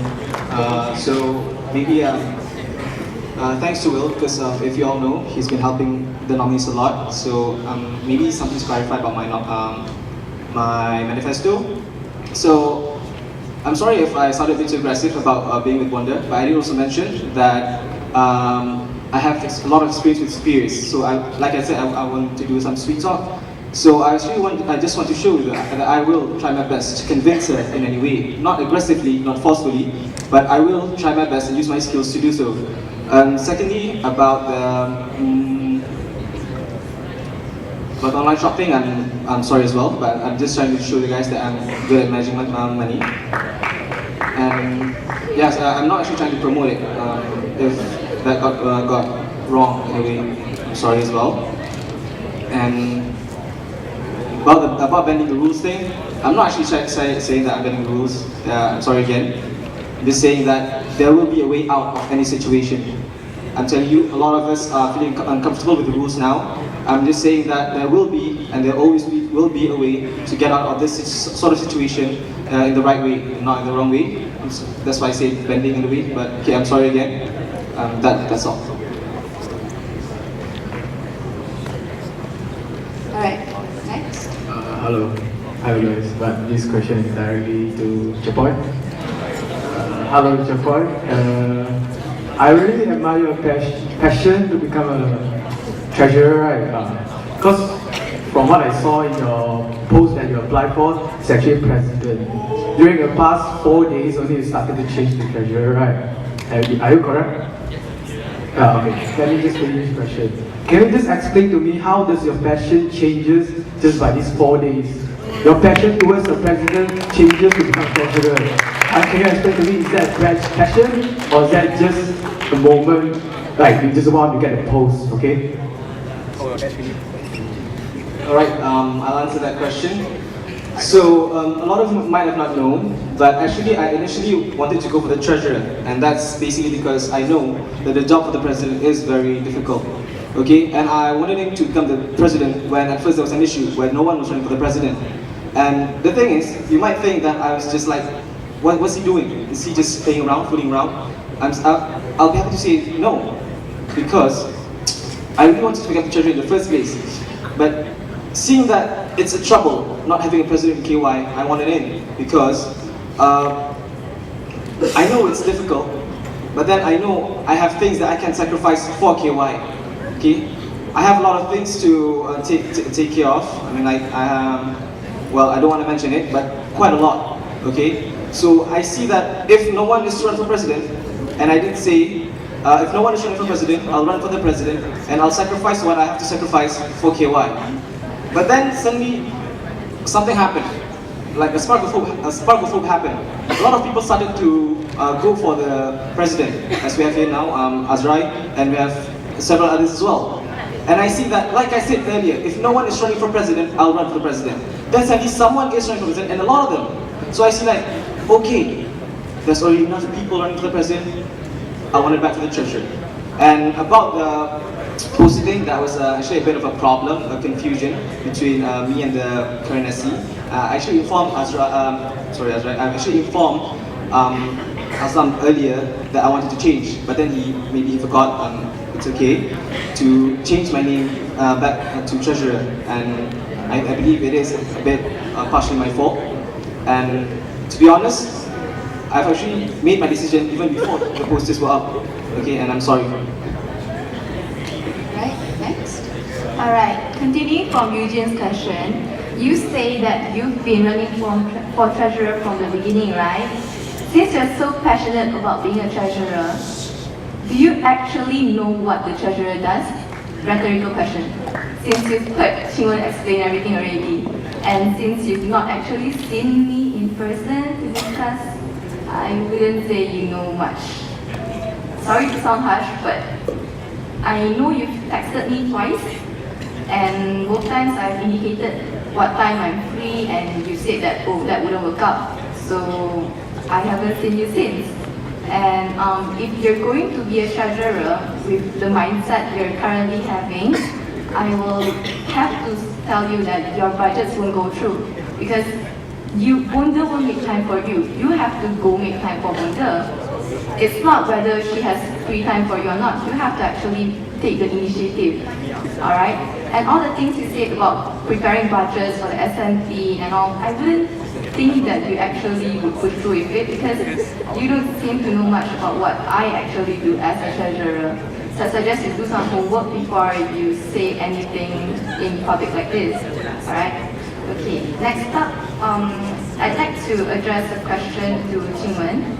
You can think about it while I continue with your boy.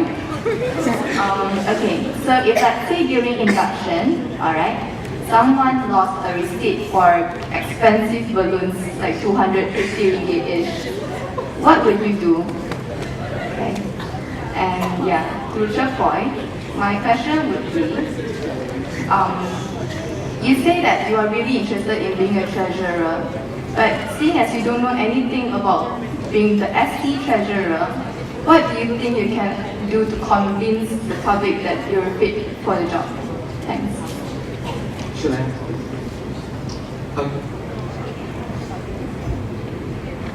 Thank you, Joanne, for the question. If someone lost a receipt for example, balloons, which cost 250 for induction, I will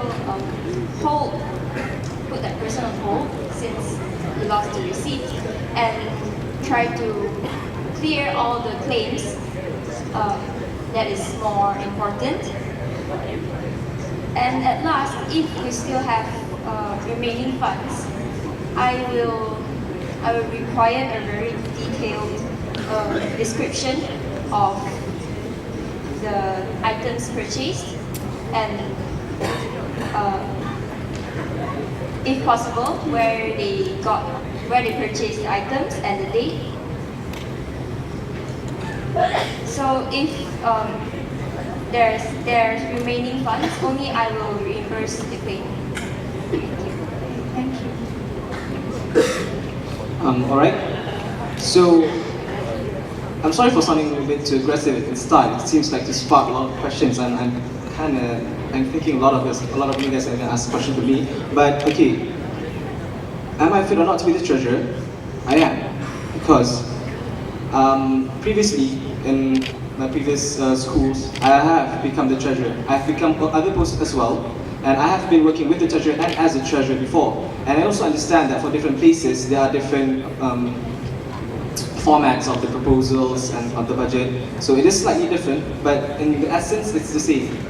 So I know I haven't been able to make time to see you personally and ask you regarding the treasurer's post, how to do the budget, specifically in KY. And I'm sorry, because I really do want to meet you, but I just really didn't have the time. I'm sorry.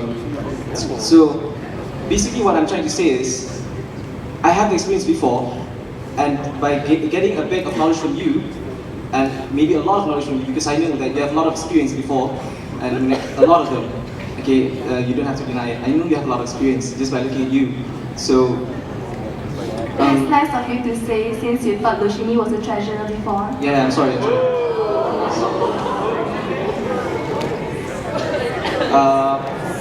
Basically what I'm trying to say is, I can quickly adapt to the method of how KY works. Thank you. Alright, next question. Hi, good evening guys. Thank you for your speeches. This question is again for Chapoy, I'm sorry. I think that there's just one concern that I have. A main part of your speech was about how you will convince Bonda to do things your way, how you will convince her to see things our way. I mean, it's easy to say, but trust me, when she says no, it's no. I have been there, my friends have been there. When she says no, it's no. And all I want is a convincing answer from you to show us what you will do in the case that she says no. I don't really want to hear that you will convince her, because like things are not that easy. So I just want a more convincing explanation. Thank you. Alright, thank you. So these things actually require kind of some sort of skill.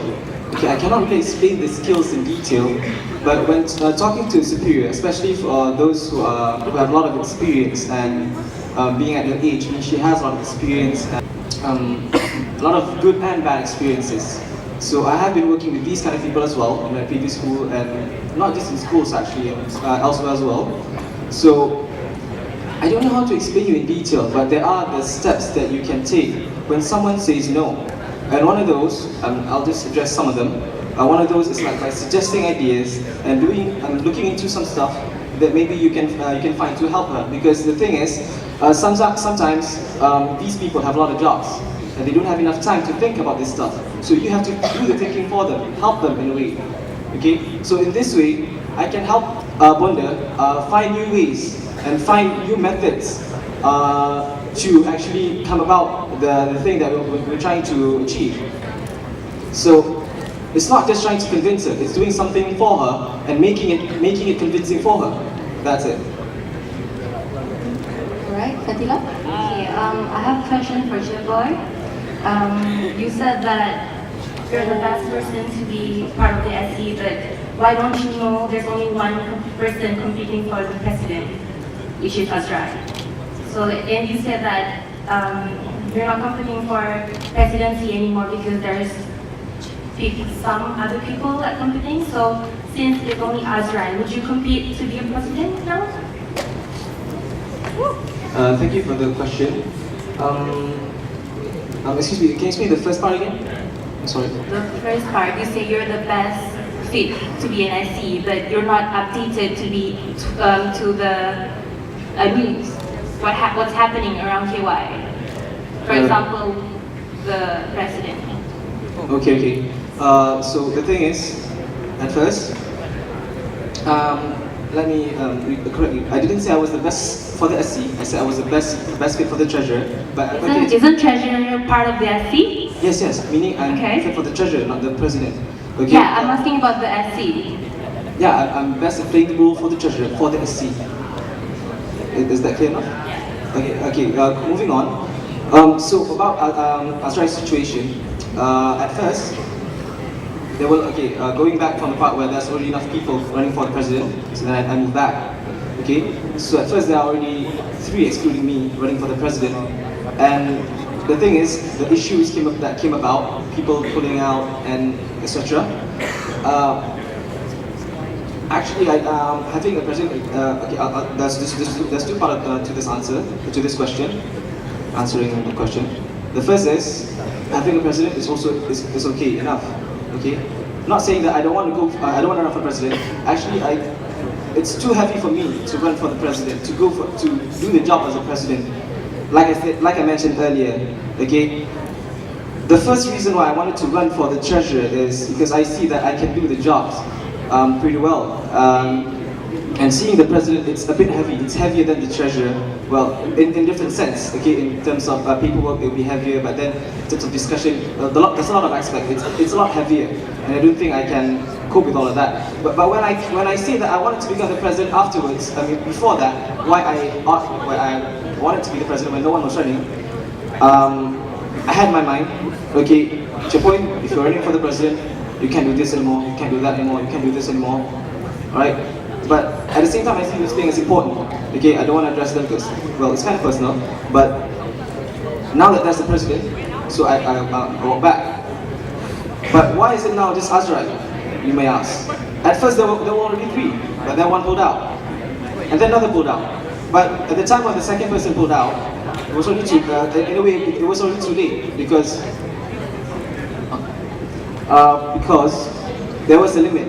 In between us nominees, we have been set some limits, some rules, some regulations, and whatnot. And we were said that at this particular date, we cannot pull out anymore, we cannot change anymore. We can't pull out, we cannot change anymore our position. We have to stick to what we've gone through and just go through till the end. Does that answer your question? I guess. Thank you. Alright, next. Hi. Technically one question for Chingwan, one question for Chiboy. I don't need any personal attacks, Chingwan, but since you were the budget planner for CNY, I wanted to ask why the budget didn't cover enough food for the people. And to Chiboy, I think you didn't talk about how well you can manage your budget. I want to know how you can ensure that the school doesn't lose any money, and how you can ensure that the events get enough money.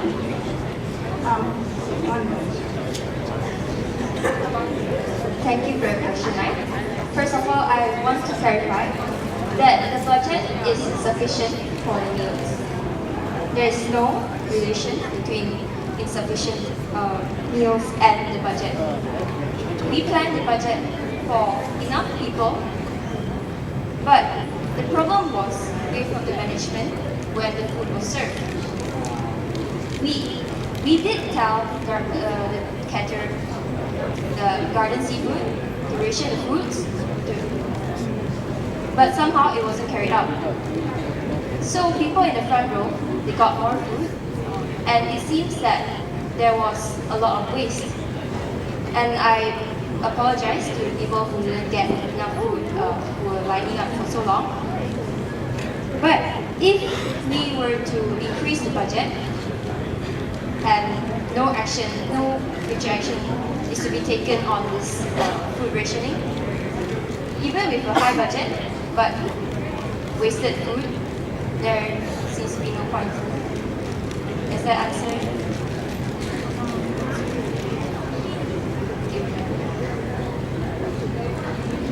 Okay, thank you for the question. So you wanted to know whether or not I can, what was it again, handle the budget? Managing the budget and make sure that the SC doesn't lose money, because you seem to not go on about the financial aspect of being treasurer. Oh, right. So in terms of managing the budget, actually, it's a bit too detailed to explain because it goes around the proposal and planning goes back to discussion with the whole group, with SC members as well. And what was the second question again? How are you going to ensure that the budget will be sufficient? Yeah. Well, that's actually a lot of ways because finding money it might be difficult, but there are a lot of ways to do so. Okay. Do I need to elaborate on what to do? Because basically there are a lot of them. Because like you can see there's, for example, fundraising, that you can do events that can do so as well. There are several other things too. I don't want to mention this, well, I still, if I were to be elected the treasurer, I will still have to discuss with the members of the SC regarding what sort of budget to do or to plan and how to raise the money to make sure that it's sufficient. Does that answer your question? Thank you. Alright, make it quick, okay? Okay, this one's going to be quick. So, Chapoy, I have no doubt that you can manage money well. And you said that as you run a shop, I've seen you fundraise a lot of times for events, but most of the times I see you do it for yourself. This is not an act, I'm just concerned if you truly do show passion and you truly do want to help all of us. Can you promise us that you'll do the same, that you will generate maybe 4,000 ringgit for all of us? Thank you, Fahad, and I like that question. Well, the answer is simple. Yes, I will. Because you see, I might have made a wrong expression when I said I treat money like a game. But when I say that, it means that I like to see the flow of money in and out. It doesn't matter to whom it flows, either to me or to you guys. Because I like to see money coming in. It doesn't have to be for me. Because you guys, it's like in a way, you guys are part of me. You guys are part of my life. So meaning if I were to gain something, I were to earn something for you, it's like emotionally, deeply inside, it's like giving something for me, for myself too. Like, I don't care about, because I'm not really, to be honest, I'm not really the person that likes to spend around money. Okay, I like to actually just save money and see money grows and whatnot. And that's why I will tell you, I will, okay? I will bring my passion to help gain money, to help earn money for KY. Not just for you guys, for KY, for the coming students, not just you guys, the upcoming 20.0 and whatnot. Thank you. Alright, Lashini? Hello guys. No pressure, okay? It's a general question to the both of you. So the secretary has to send in the proposal at least 1 month before any event. And as the treasurer, you are supposed to do the budget part of the proposal. And usually if the proposal is rejected, it's due to the budget issue.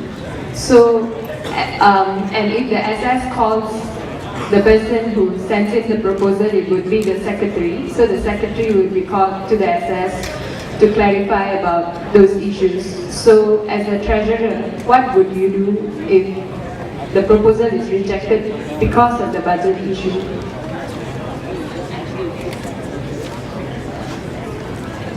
Thank you, Lashini, for the question. If I were to be elected treasurer, I will work very closely with the secretary to make sure that the proposals are drafted smoothly, and if they get rejected, we can discuss until the budget is acceptable. I wouldn't mind spending time revising the budget over and over again until we get an acceptable budget. Okay, thank you for the question. In my opinion, I see that the answer is straightforward, because if it's my fault, it's my fault. I will have to do something about it. Now, coming back to the secretary, you can see that those who are running for secretary, if everyone is not informed, there's Shuen, Kingsley, and Adam. You see, I know them all, and I'm quite close with them. But not so with Adam. I'll have to admit that. But I can work well with them. Okay, in terms of preparing budget and the proposal itself, I will be close to them. I will help them, and making sure that the proposal is safe, is complete and enough to make sure that it goes through. But if it doesn't go through because of me, I will have to take responsibility. And even if it's rejected not because of me, I will still help, because you see, this is like a collaboration, a joint work. We have to work together as the SC member. We have to work together to make sure that something is done properly. So even if it's not my fault, I will still have to help them. That's all. Okay, thank you. Alright, next up. Hi, Jingwen and Chepoy, thank you very much for your manifesto. This is more of a note rather than a question. One thing my dad used to tell me is that if you're in a hole, stop digging. Okay. I just want to say that Chepoy, you mentioned a few things that are outside of the scope of treasurer, and I'm not doing this to be harsh, but I think Joanne has been personally offended to an extent. I think, okay, number one, the very least you can do as a candidate, and this is a message to all the candidates, as part of your research for your manifesto, is to speak to your predecessors, okay? At the very least, in my opinion. That's what you should do.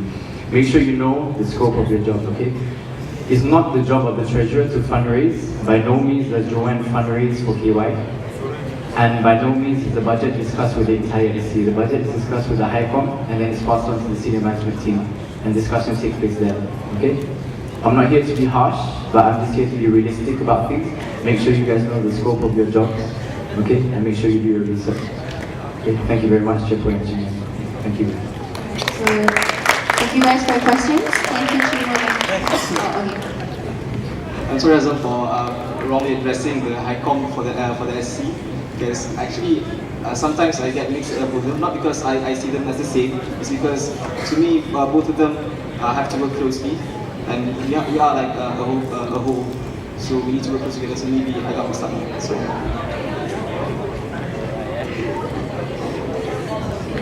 This is a few comments for Troy. You stated that you like seeing food in. If I were you, with the experience of being this CNY treasurer, I don't only want to see money flow in, I want to see that all the claims are safely made and people are satisfied with my service.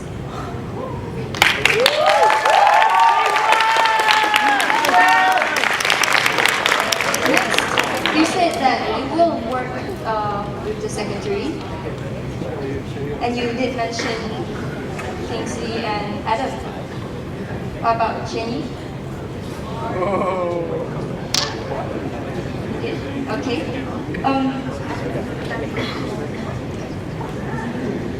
Based on my opinion, I don't think you should say this based on the people who are running for the secretary. What if they are not the people who runs for secretary, and the one who's running is not like a close friend of yours? So I think if a person is elected to SE, we should form close ties and learn together from that.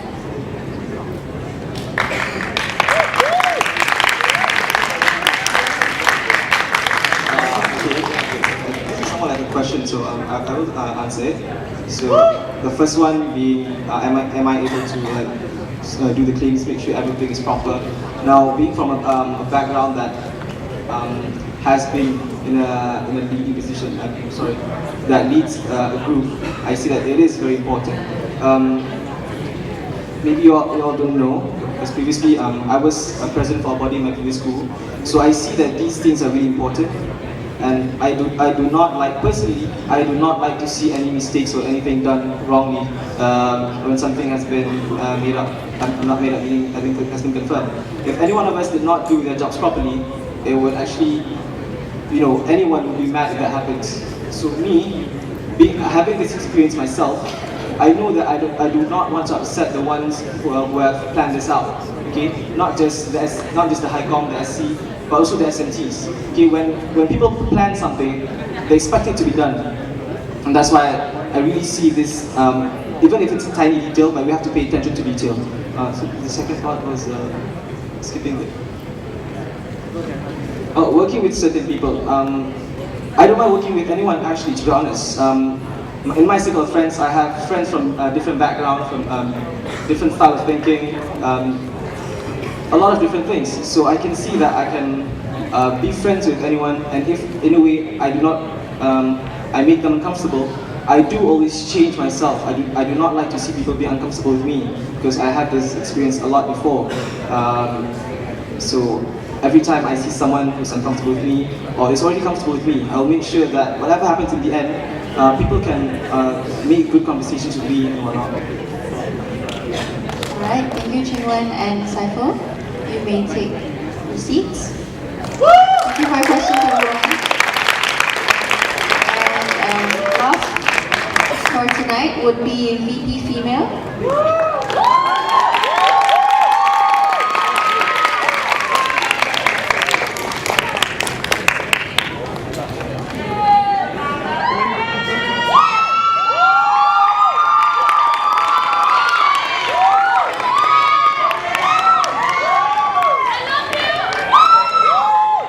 So first of all, introduce yourself. Hi guys, my name is Diany. I'm sponsored by Pharma. I study law, and I'm from House of Antiism, Ghana. Alright, you may present your manifesto.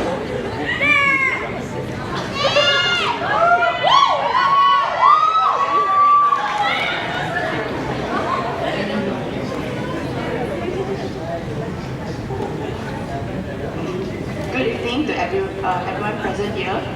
My name is Yong-Li, and I'm here to run for the Vice President position. I believe by taking up this post, I can improve myself as a person and work towards the betterment of this college. I have identified a few problems in this college by collecting feedbacks from students. One of the issues mentioned by the seniors is the difficulty of returning to their chalet when it rains. I have considered the solutions for this problem, and I propose that proper pavement leading to the chalets be installed. This will prevent the students' shoes from getting wet as puddles form due to the uneven and worn out pavement. Besides that, I thought of having the college provide umbrellas for the students' use. However, this solution is still open to further improvement, as there has been an existing problem of umbrellas not returning to the stands. This matter has already been discussed with the bursar, and he has agreed to take action soon in addition to repairing the irrigation system. And the renovation works for the pavement are tentatively set to be taking place during the holidays. Besides that, I have noticed the students playing table tennis have a problem. At times, the ball will fly into the badminton courts, and which results in the ping pong ball being squashed or the badminton players having to stop their game for the other people to retrieve their ball. Hence, I propose using ping pong court barriers like those used in a proper match, the triangle shaped one. This will prevent the balls from flying out and is relatively cheap and practical. These barriers can easily be removed when there is a basketball or badminton match tournament held in the MPH. Moreover, students face difficulties when crossing over to the GH when it rains. I've discussed this matter with the bursar, and he stated that, well, he's trying to push for the construction of a roof. The possibility of this is quite low, as they have to take into account of maintaining the appearance of the main entrance and the financial issue. However, I managed to obtain his word that for any major events such as our trials or exams, our CIE exams, there will be canopies set up in case of a downpour. So for my first time here, I noticed the lack of usage of the girls' TV room and the rundown condition of it. Hence, I proposed to the bursar my idea about converting the TV room into a student common room for studying and hanging out. There will be a carpet for those who prefer to sit on the floor, a small coffee table, and tables and chairs for studying. However, the TV would still remain there, as the room can still be used as a TV room. And the walls will be repainted with murals drawn by our own students to brighten up the room. I have discussed this with both the warden and the bursar, and they have given me the green light. However, students must understand this room is only open to girls, as it's situated at the girls' area. Those who prefer to study with their male friends must compromise and go further to the RC. Besides that, this room will benefit those who stay back on the weekends, because benefit those who normally do not return home on the weekends and prefer not to study in their own room. This is because the RC is open for limited hours, especially during the weekends and public holiday. Should this idea be implemented, and the bursar has personally said this to me, we girls will have the freedom of customizing this room as our own.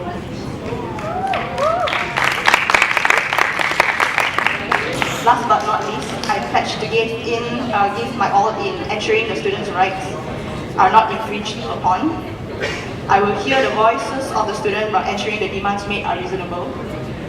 I will also assist my fellow student council members in realizing their manifestos, and I'll be impartial to both sides and try my best to reduce misunderstanding and miscommunication between all parties.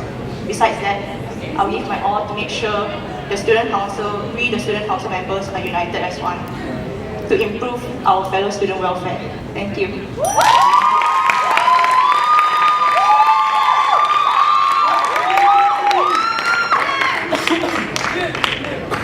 Alright, now I open the session for Q&A. Does anyone have any question? Alright. Oh, Will has questions. And I just want to say that I was genuinely really impressed by the manifesto. It was really great. All the solutions you gave were practical. They were all beneficial to the students, I think. And I think if you do manage to put forth what you're doing, you'll be doing a really good job and the students will enjoy it. So congratulations. But we will run on post, please. But I do have a question. Just one thing you mentioned about the pavements to the chalets. My only concern is about the budget, as in did the bursar say anything about that, and how feasible do you think it will be? Yes, he already said like this thing is calculated in this year's budget, so the possibility of it happening is actually quite high. He just said that why it's going to happen during the holidays, but I'm not sure which holidays. Okay. I have to follow up on that. It's because they have to check the irrigation system first. Okay, I see. But they will repair the pavement. Okay, that's fine. Thank you very much. Sorry, how can I address you? Lian. Lian. Hello Lian. First of all, I'd like to say that I would like to compliment you on your manifesto. I think you showed really good knowledge on the affairs in KY. So good on that. I think it was a very realistic manifesto, and but I think one thing that I felt that I wanted to see more was what were your efforts primarily, which will require your commitment throughout the year. But you don't have to answer that, that's up to you. But I wanted to stress on one thing, which was student rights. You said that, and that's actually a very wise thing to fight for, but I would just like to know, what is one example of a student right here in KY that we have not got yet? Thank you. Well, one of the rights, actually, last time they used to be able to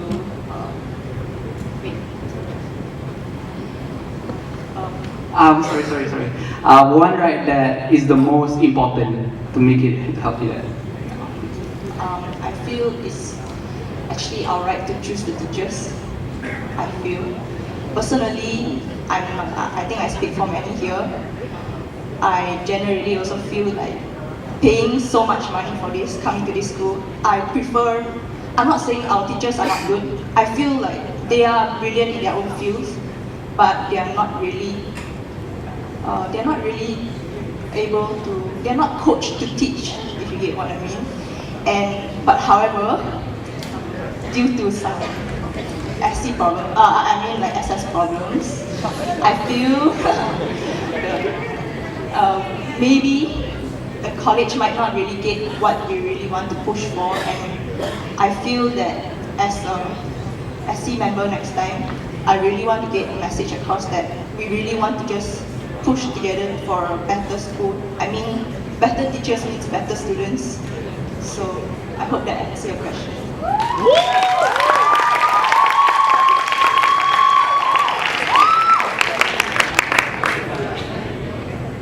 Hi Liam again. Yeah, I don't mean to bother, but thank you for answering my question. But I just want to clarify that the issue of employing teachers and that is not under the SS. Not to point out a mistake, but just so everyone's clear, it's actually under the SNT. And a number of students have come to our SC complaining about the teachers, to be frank.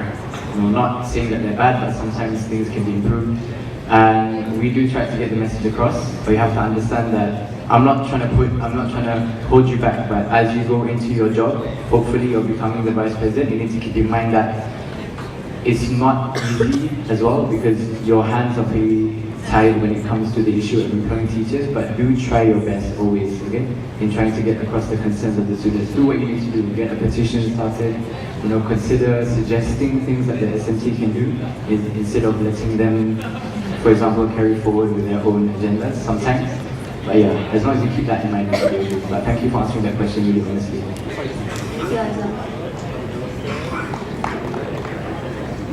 So anybody would like to ask any more questions? No? Alright, so let me take your seat. Thank you very much. Thank you all for coming.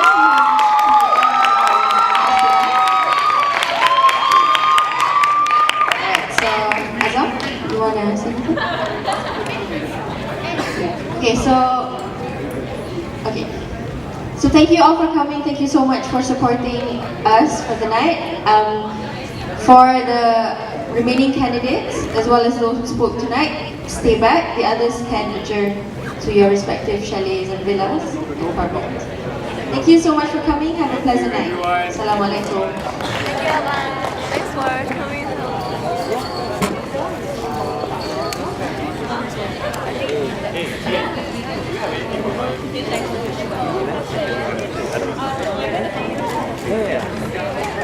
Yeah.